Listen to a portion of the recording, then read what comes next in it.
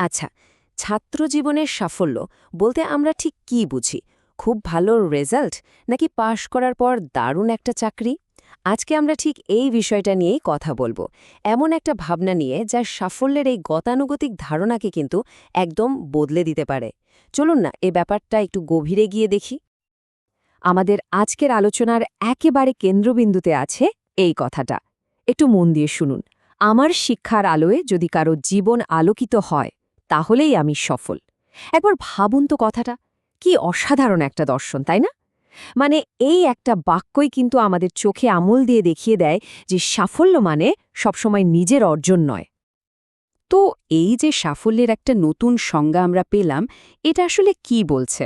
চলুন এটাই এখন একটু ভেঙে দেখা যাক কিভাবে এই একটা লাইন আমাদের ব্যক্তিগত সাফল্যের ধারণা থেকে বের করে একটা বৃহত্তর জগতে নিয়ে যাচ্ছে।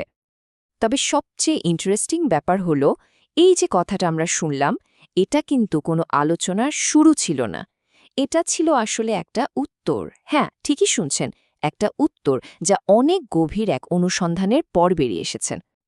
আর এই উত্তরটাই আমাদের পুরো ভাবনার মোড় ঘুরিয়ে দেয়। মানে সাফল্য মানে আর নিজের জন্য কিছু পাওয়া থাকলো না, বরং সাফল্য হয়ে দাঁড়ালো আমার জ্ঞান দিয়ে আমি অন্যের জীবনে কতটা প্রভাব ফেললাম।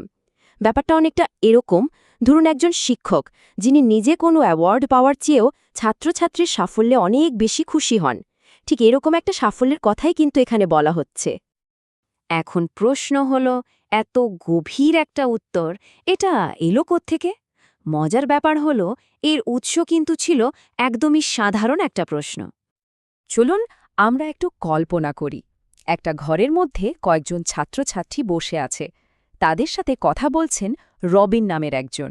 সবার চোখে মুখে একটা জানার আগ্রহ, একটা কৌতূহল, আর ঠিক সেখানে জমে উঠেছে দারুণ এক আলোচনা। তো সেই আলোচনার মাঝখানেই রবিন হঠাৎ করে তাদের দিকে খুব সহজ কিন্তু ভীষণ গুরুত্বপূর্ণ একটা প্রশ্ন ছুড়ে দিলেন। তিনি জিজ্ঞেস করলেন, কখন তুমি একজন সফল ছাত্র? দেখুন, প্রশ্নটা শুনতে কিন্তু খুবই সাধারণ, তাই না? কিন্তু এই সাধারণ দেখতে প্রশ্নটাই জন্ম দিয়েছিল সেই অসাধারণ উত্তরটার। এইবার দেখুন সংযোগটা। একদিকে একদম সাদামাটা একটা প্রশ্ন, কখন তুমি সফল ছাত্র? আর অন্যদিকে তার জবাবে আমরা পাচ্ছি একটা আস্ত জীবন দর্শন, যখন আমার শিক্ষার আলোয় অন্যের জীবন আলোকিত হয়। ভাবা যায়, একটা সাধারণ জিজ্ঞাসা থেকে কতটা গভীর চিন্তার জন্ম হতে পারে, এটা তার একটা দারুণ উদাহরণ। আচ্ছা, তাহলে এই যে প্রশ্ন আর উত্তর, এই দুটোকে যদি আমরা একসাথে মিলিয়ে দেখি, তাহলে কি দাঁড়ায়? চলুন এই দুয়ে মিলে যে বড় দর্শনটা তৈরি হচ্ছে, এবার সেদিকে একটু তাকানো যাক। তাহলে সাফল্যের সংজ্ঞাটা এখানে পুরোপুরি বদলে যাচ্ছে। এটা আর শুধু ব্যক্তিগত অর্জন, ভালো গ্রেড বা বড় ডিগ্রির মধ্যে আটকে থাকছে না। সাফল্য মানে হয়ে দাঁড়াচ্ছে অন্যের জীবনে একটা পজিটিভ প্রভাব ফেলার ক্ষমতা। আমাদের নিজেদের সার্থকতা, সেটা যেন অন্যের ভালো থাকার সাথে একদম জুড়ে গেল। আর শিক্ষাটা কি তাহলে? শিক্ষা হলো সেই আলোটা। এটা কোনো জমিয়ে রাখার মতো সম্পদ নয়, বরং এটা একটা মশাল যা হাত থেকে হাতে ছড়িয়ে দিতে হয়। এই আলোর আসল দাম তো তখনই বোঝা যায় যখন এটা দিয়ে আরও 10 জনের চলার পথটাও আলোকিত হয়ে ওঠে। আর এখানেই কিন্তু লুকিয়ে আছে আসল কথাটা।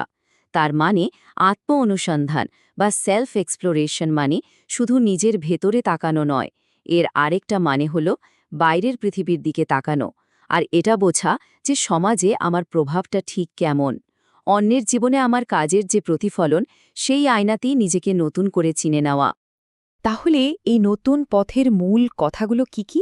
যদি এক কথায় বলি, আমাদের সাফল্য মাপা হবে অন্যের উপর আমাদের পজিটিভ প্রভাব দিয়ে। আর এই প্রভাব তৈরির সবচেয়ে বড় অস্ত্রটাই হলো আমাদের শিক্ষা। অন্যকে সাহায্য করার মধ্যে, তাদের এগিয়ে দেওয়ার মধ্যেই আমরা নিজেকে খুঁজে পাব। আর আমাদের আসল লক্ষ্য হবে নিজেই অন্যের জন্য একটা আলোর উৎস হয়ে ওঠা। এই পুরো আলোচনার শেষে একটাই প্রশ্ন রেখে যেতে চাই। একটা প্রশ্ন যা হয়তো আমাদের সবাইকে একটু হলেও ভাবাবে। আমাদের এই যে শিক্ষা, এই যে জ্ঞান, এর আলোটা ঠিক কার জন্য? কার জীবনটা এই আলোয় আরেকটু উজ্জ্বল হয়ে উঠতে পারে?